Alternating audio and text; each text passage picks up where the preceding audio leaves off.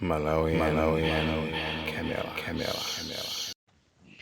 Yes, comrades, Masuka Bwanji, Enanso Muli Bwanji.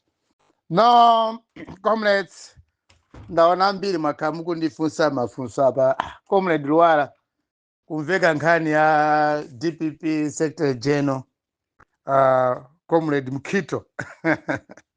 Mkito, Mdidi, Comrade Mdidi Mkito. Agoti ai DPP, ili malingali oti payoka. Yaona oti payoka cannot do better. Pa 16 September, but nimene amalawi ambila kunenero. To me, that's a very welcome development from DPP Secretary General. A Secretary General amene wawangata unena zimene zizi. Sena nakwisa, ndiye umuntu kamene wo. Muntu kamakula umaziziwa weka kuti ine ndine wankulu ichichi silingapanga. The sentiment from the Secretary General wachipani cha DPP. I don't know kuti akuganiza zimene zizi anaganiza kangati. Because this is the thing that most Malawians have been looking for from this DPP party. Ambili Malawi timaona zimene zitu. Kweli DPP ukuku. Dimene ukonekera. Their first test of campaign. Anesesa pakati pa DPP kubata magatamanga makampeni choncho. Gangata pa Central Region. Director of Youth Chisali hapo ndi hapo. A Secretary General. He went mpaka kafika kukasungu kwa kuchatoloma huko. Tinimamba ma speech amena makamido. Very unfortunate speeches. Kukamba zindu zina, kazokuza ku Bible, Yona, ka Noah, anything, something like that. Makamido yawa DPP, their first test of campaign, kuta upanga marales. Mukati mwona Malawi, fundo zeni zimena DPP ya ukamba. Sisi kuvega tu. Nobody, palibe. Chome amakamba chanzero. Gangata is a very popular young man from Central Region. He's doing a good job with Pani. Komabe Gangata on his own, without the support of Ena Okambabwino, Ole Pelaguyankulawa, or with the support ya Secretary General, the Director of Youth. Gangata, so by the end of the day, akuzaguna ngati muntu upanda nzeru kuchipancha DPP. Of course, Andin Rama is rich, is well-to-do businessman, prominent businessman, Central Region. Koma kona fundo zimena kudinda chipancha DPP. Sizota Malawi tikutulapo china chake cha nzeru ya. So a Secretary General ndiye yamikile kwambiri kuti azindikira mwansanga kuti ku DPP akaona chipani chichi it's not balancing. Koma so Malawi chena mwena kuzancho kuti the DPP imene ukava pati kama chipani cha DPP si chipani chija cha DPP timaziwa kali chili mboma. Ayi. This is a different breed of DPP members. Sima members at DPP ajatima opa kale ajaya. Of course, DPP kunali antama ina hao achina Bright Msaka, David Olala achina Gudo Gondwe. You can mention all the notable people anali DPP. Moment hai many ali boma maonek achina Henry Musa. So many good people are made. Kwa panopa tend to vomeleza Malawi. Ku DPP panopa ilipoi. The DPP azibwana. There's nothing. DPP panopa pamene afika hapa. The DPP azibwana. Yima karangati chipanja DPP chasatoka kuti chibakanga chipani choti linali kholo labwino. Nde ku kholo labwino lija lasokonezeka ndi azukulu.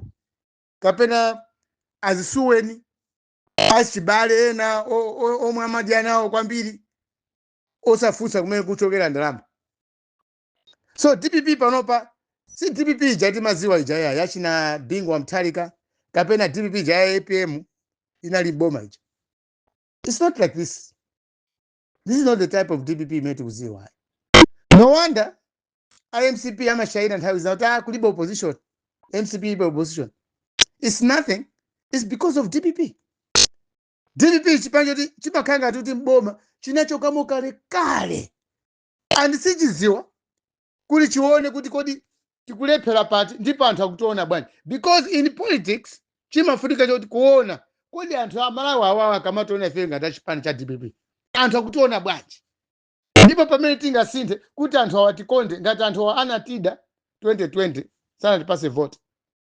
2019 tinabera zisankho. Tinaluza ku court. twende chichokeni boma takati ukangana kodi Malawi amationa bwanji mu DPP mukanakhala anthu oganiza mmene ndikuyankhula papa chipani chimene chichi chikanakhala champhamvu kwambiri sibwezi UTM mwina upanga thrive pa ground sibwezi MCP yupanga zibwana mboma mwala koma DPP inasuluka kukhanga ku DPP kunali anthu ena kuli anthu ena amangawa amaziwa iwowo pansi pa mtima ku DPP uko kuti anamsogoneza Peter msogolero wawo Peter Mutharika kuti asamayendese zinthu asamayendese bwino ziko lathuli and they ran out of favors kuchokera kwa Malawi. So I'm happy today nga Secretary General when Secretary General ndiye mwini wake chipani administrator of the party akamabwera poera administrator amene ndikumanena kuti zinthu sizikuyenda bwino tikuona ngati migwirizano ndimene anthu akulankhula kunjako akuti ayi sitingakugwine chisankho kupanda ma-alliances ngati DPP pasi pa mtima pawo zimene ziza kuziona ndikuti DPP panopa ikupanga bwino ngakhale achedwa so zimene zizi akanapanga kalekale zigazo zimene zizi. So to be honest, the issue of age ngakhale tinganene chotani kuti ayi age libe ntchito koma nzeru kunena zoona ukalamba Malawi ukalamba ndi ukalamba basi. That's why even mboma muli age limit yogwira ntchito even pa company munthu umakhala ndi malire kuti ayi bambo inde ntchito mkuiziwa kumabe mwakalamba pitani kapumeni kumuzi mkamalize moyo wanu mzikalima kapena mkapange zina zake. So the issue of age ku DPP yapweteka kwambiri and there's no way they can defend that.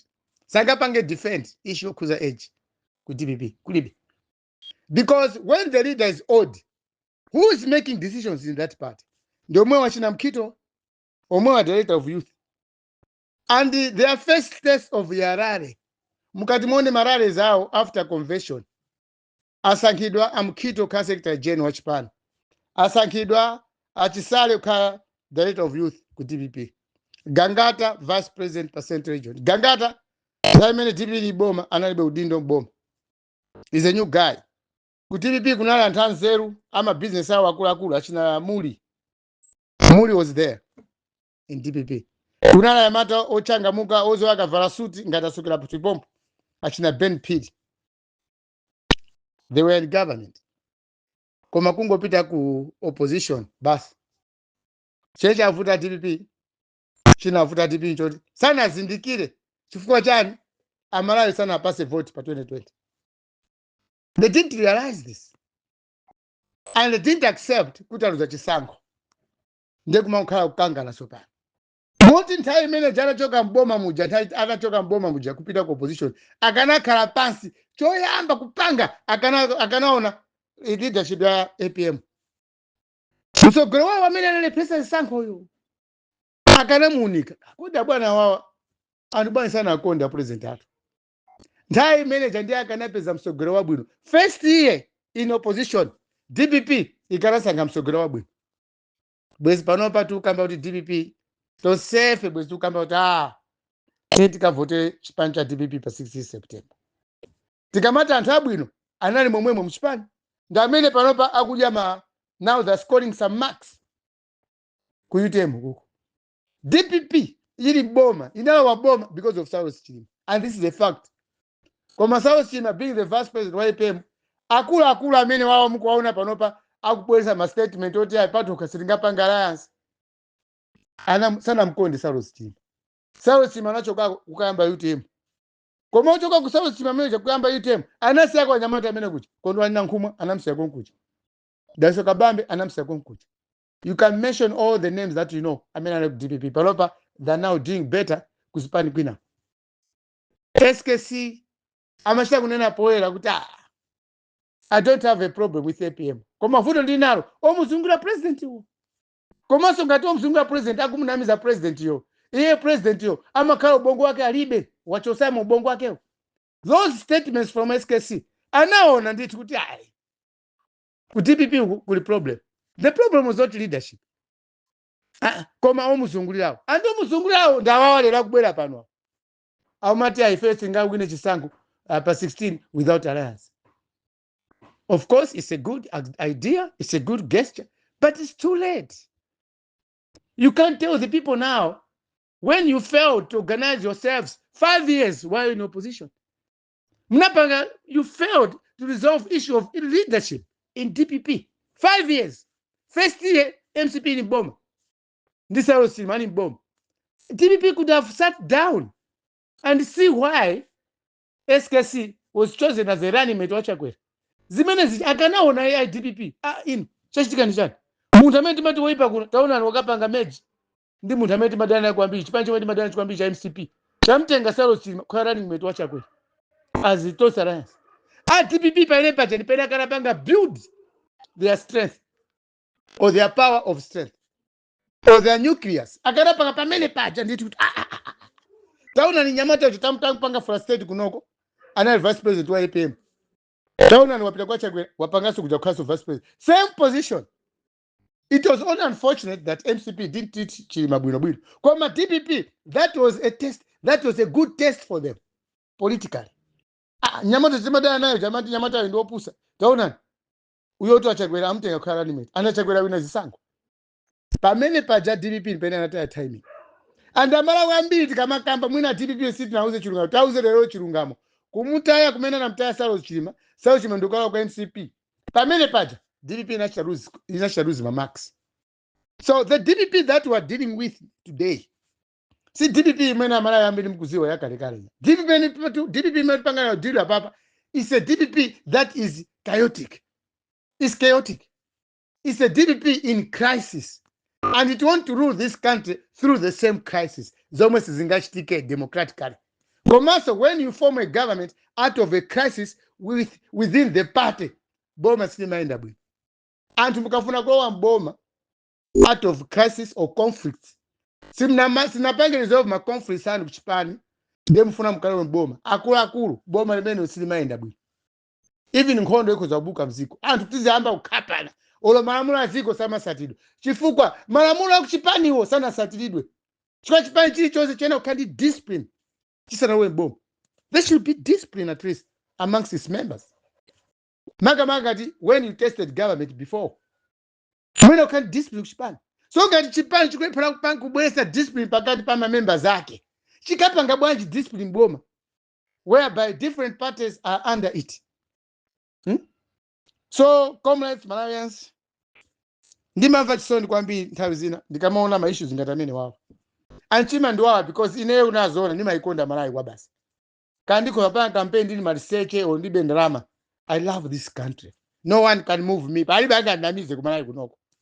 Zopheka zwena amati ichi chinchopheka. Chili chonse chinchopheka. Kakupeza ndama mopheka. Ndama manager simatupa. That's why I don't like kumasaka sogoti aziza phekesa zinthu. Pamaliza pake kumapanga regret. Kuphekesa zinthu kwa mthanga kuti mukala wa Boma, don't do favoritisms. Don't practice moyo woti kumapanga please anthu. Amena kuthandiza pa campaign kumapanga please kumapasa zinchito zomwe si zawo ayi. Let me go like this. DPTs.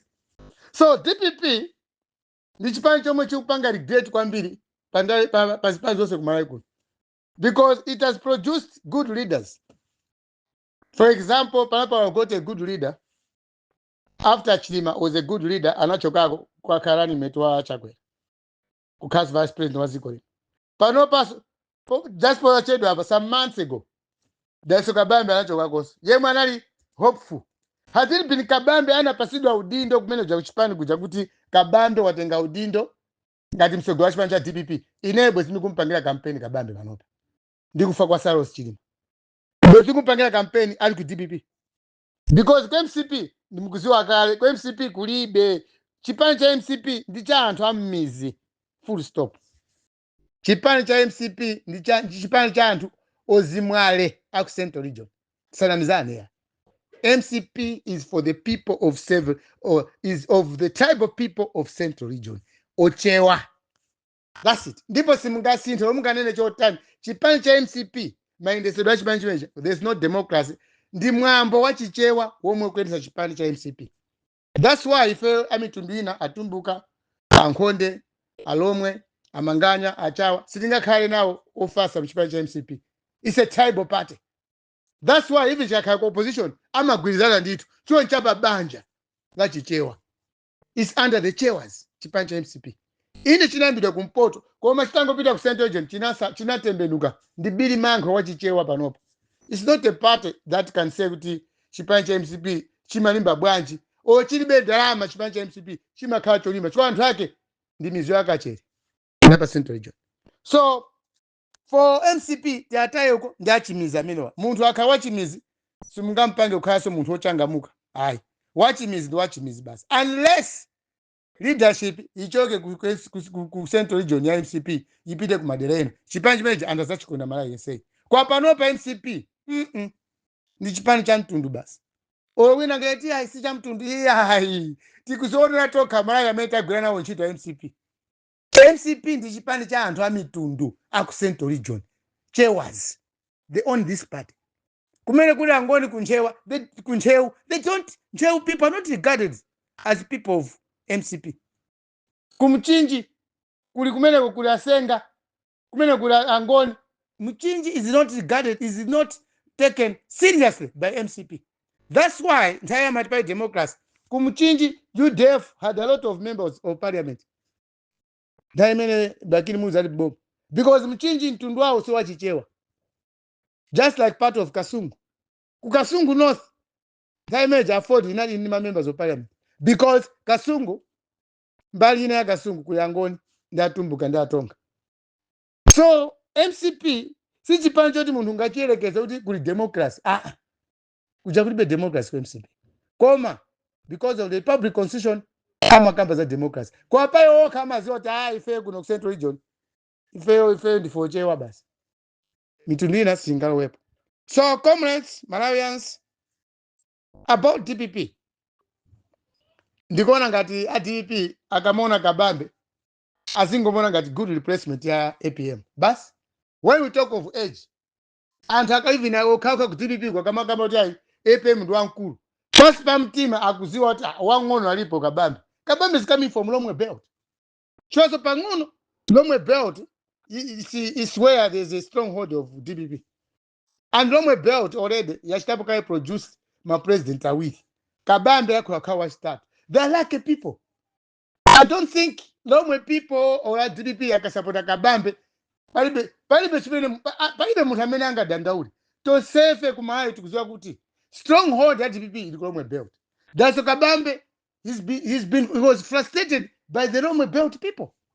Anthu achilomwe omwewo anampanga frustrated kabambe anachokako. Anthu achilomwe omwewo anampanga frustrated Salos Chilima. We know Malawians.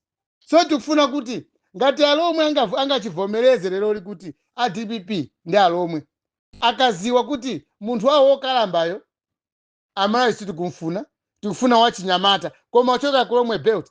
These Lomwes must know the blessed people. A DPP alindidwa so wakulu kwambiri Amalawi tonsefe from Chitima to Nsanje tikona ku Lomwe Belt kuti APM aja ndi okalamba bwanji nyamata yakhalepo. We are happy. Anthu akutali ife tikona zimene zonse ndiye kumweko ku DPP ku Lomwe Belt sakuona zimene Amalawi ena afe tikuona. Why are we supporting kabambe while we know that ku Lomwe Belt kwachoka kale ma president awiri kabambe akhalapo akha number 3. Alomwe is not proud people. Alomwe zona mukona bwanji ife atumbuka ife atonga atumbuka ngoni from northern region we are supporting kabambe then wa DPP muchedwa pati ndefa anthu akuzimba kuno tikuona ubwino wake wa Lomwe Belt value pa Malawi politics. Alomwe tu ndi anthu abwino kwambiri. You have made history in your lives. You have produced almost 2 presidents from one family, them Tarikas. Uyu yakubwerapo in one number 3 from the same family. Are you not happy people alomwe? Tikatengera kumtundu wa Chimalawi. Tisamabisani here. You are like a people. Atumbuka ife northerners we have not even produced any leader.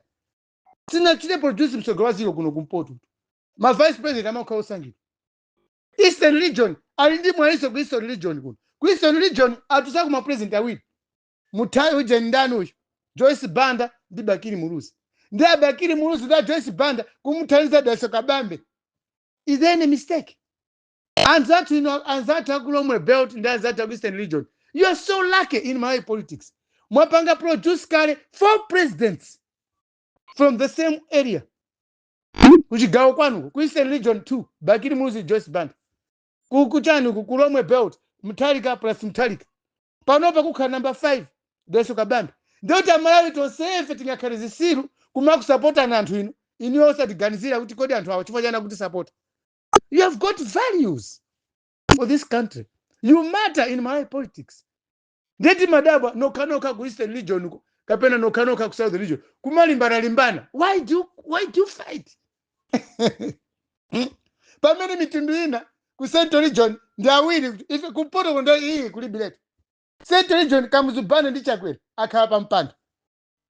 Ena ife kumpoto kuli Bileto. We don't even see anybody to rule this country unless after Daso Kabambe mwini. Ngatanga sankhe korani imetu wabwino kumpoto ku. Excuse me. So, comrades, Malawians, you must look at this critically. As that Eastern Region, anastakale mwai, analamila kuzikwa two times. Kutoro 2 times. Then Daso Kabambe akalima panopa kukhala ku Southern Region, Eastern Region, kukhala president 5 azikola mara against 2 Central Region, against 0 kuno the region. We are a proud Malawians. Let's support Kabambe. Thank you and good morning. Malawian camera.